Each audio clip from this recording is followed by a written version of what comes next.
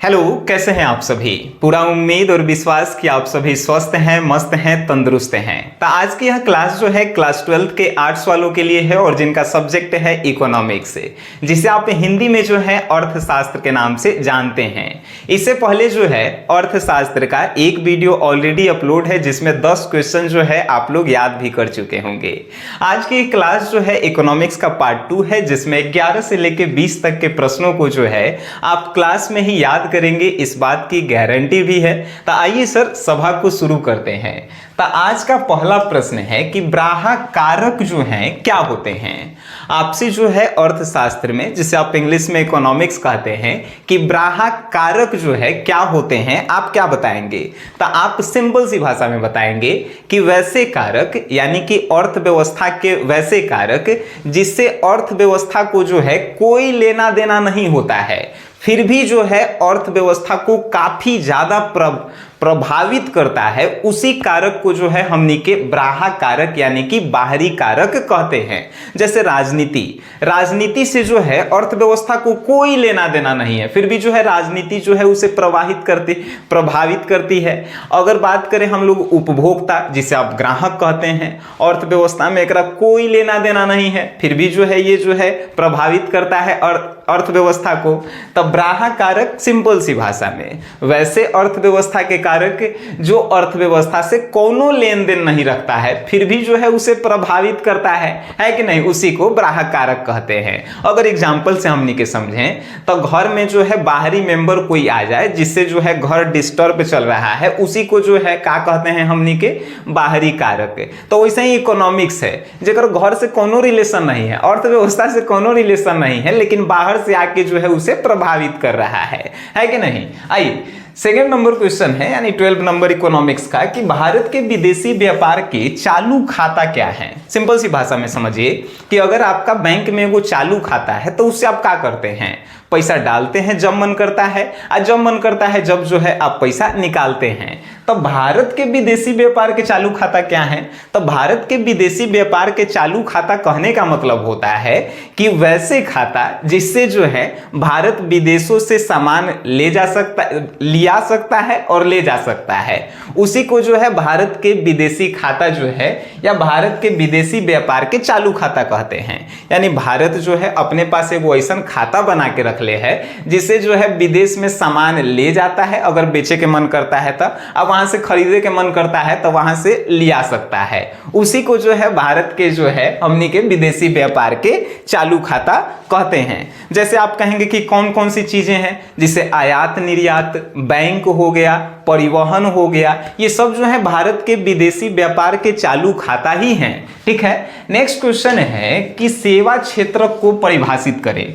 आप सुने होंगे कि अर्थव्यवस्था में जो है क्षेत्र को जो है 3 भागों में बांटा गया है, एक प्राथमिक, दूसरा जो है द्वितीयक और तीसरा जो है तृतीयक। और तृतीयक को ही जो है हमनी के सेवा क्षेत्र कहते हैं। अब आपके मन में प्रश्न कि सर प्राथमिक में क्या आता है। प्राथमिक में आप सुने होंगे कि कृषि सब आता है, द्वितीयक में भी जो है आप जानते हैं जैसे कि बिजनेसमैन ये सब जो है आते हैं, व्यापार उपार, लेकिन तीसरे में जो होते हैं बैंक आते हैं, परिवहन, ये सब जो है सेवा क्षेत्रक में आते हैं। तो सेवा क्षेत्रक को परिभाषित अगर करना होगा तो आप क्या कहेंगे। तो वैसा आर्थिक क्षेत्रक जो प्राथमिक एवं द्वितीयक क्षेत्रक बाजार व्यक्ति को सेवाएं देता है और उससे आय प्राप्त करता है, उसे ही जो है हमनी के क्या कहते हैं, सेवा क्षेत्र कहते हैं। आसान भाषा में अगर इसको याद करना होगा तो आप क्या कहेंगे कि जो प्राथमिक क्षेत्र और द्वितीयक क्षेत्र को जो है सेवा प्रदान करके उससे पैसा कमाता है, उसी को जो है हमनी के क्या कहते हैं, तो सेवा क्षेत्र कहते हैं। बात समझ गए। इसमें क्या आएगा, तो बैंकिंग आता है, संचार आता है, स्वास्थ्य आता है, शिक्षा आता है, ये सभी जो है सेवा क्षेत्रक में है कि नहीं। 14 नंबर क्वेश्चन क्या कहता है कि केंद्रीय बैंक के किन्हीं 2 कार्यों का जो है विवरण दीजिए। केंद्रीय बैंक में अगर हम नाम लेंगे तो भारतीय रिजर्व बैंक को आप कह सकते हैं। तो ये बैंक जो है आखिर क्या क्या काम करती है, उसके 2 कार्यों को जो है बताना है। तो पहल का काम अगर बताएं तो यह सरकारी विभागों के जो है खाता का विवरण जो है अपने पास रखता है।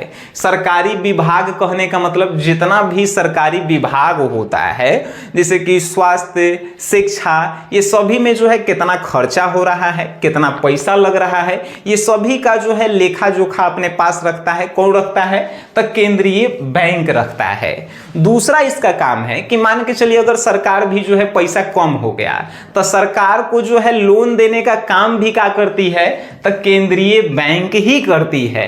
तो इस सब के केंद्रीय बैंक के बहुत ज्यादा कार्य है, जैसे कि मुद्रा का आदान प्रदान करना। आपको क्या लगता है कि पैसा बनता है तो क्या आपके प्रधानमंत्री बनाते हैं पैसा?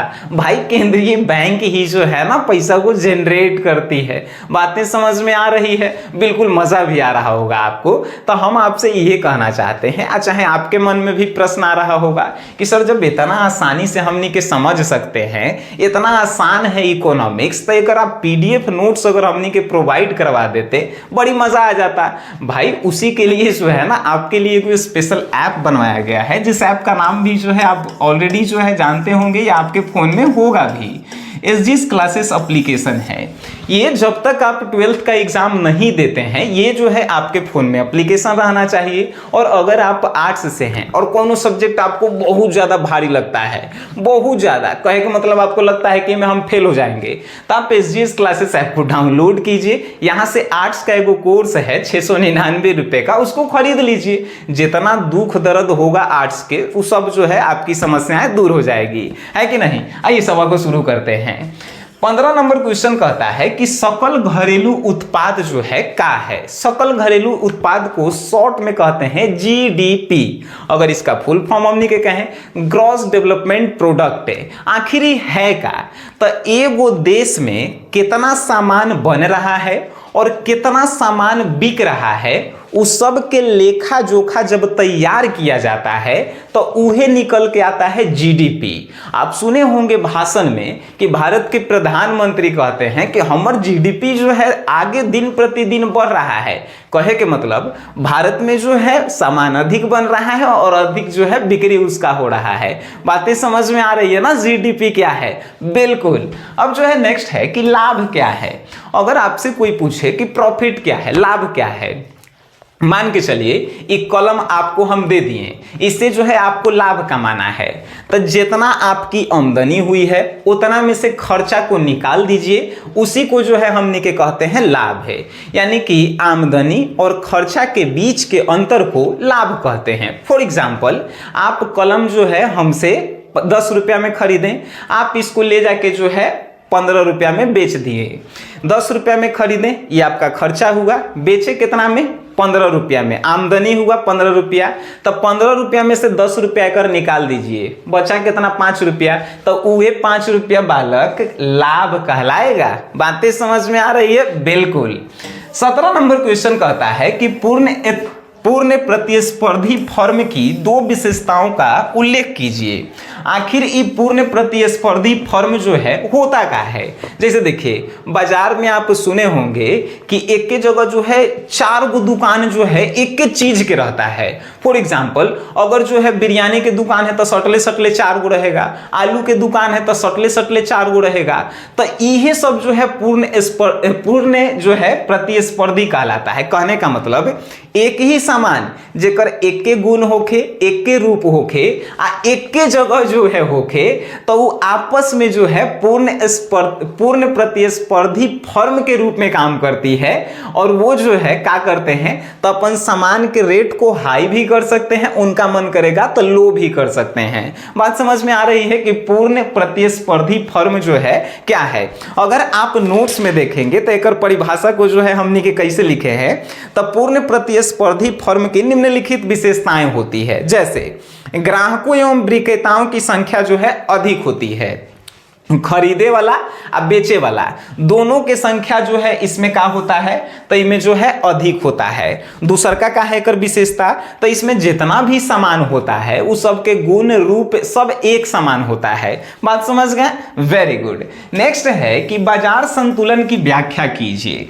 बाजार संतुलन का मतलब आप समझते हैं, मान के चलिए आप एक दुकान खरीदे हैं, दुकान खोले हैं और उस दुकान में जो है ग्राहक आ रहा है, कोई सामान मांग रहा है, तो आप कह रहे हैं कि सामान्य ने हवा, चाहे आपके दुकान में सामान है आ ग्राहक आइए नहीं रहा है, तो का आपका दुकान ठीक ठाक चलेगा? तो वो बाजार संतुलन नहीं है। तो बाजार संतुलन ठीक रिलेटेड है, मतलब कि बाजार में सामान जितना है उतना ही अगर ग्राहक डिमांड भी कर रहा है, खरीद भी रहा है, बाजार संतुलन है। ग्राहक जो चीज मांग रहा है वो बाजार में उपलब्ध है, तब समझिए कि बाजार संतुलन है। यानी कि बाजार संतुलन कहने का सिंपल सी भाषा है, जितना ज्यादा वस्तुओं का डिमांड उतना ही ज्यादा जो है वस्तु उपलब्ध होना ही कहलाता है बाजार संतुलन। यानी आपको जो सामान चाहिए वो सभी सामान बाजार में उपलब्ध है, तो वह कहलाएगा बाजार संतुलन।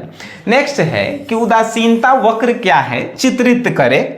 यानी उदासीनता वक्र को जो है आपको चित्र के रूप में बना के दिखाना है। उदासीनता वक्र का होता है, उदासीनता वक्र को जो है हमने के तटस्थता वक्र भी कहते हैं।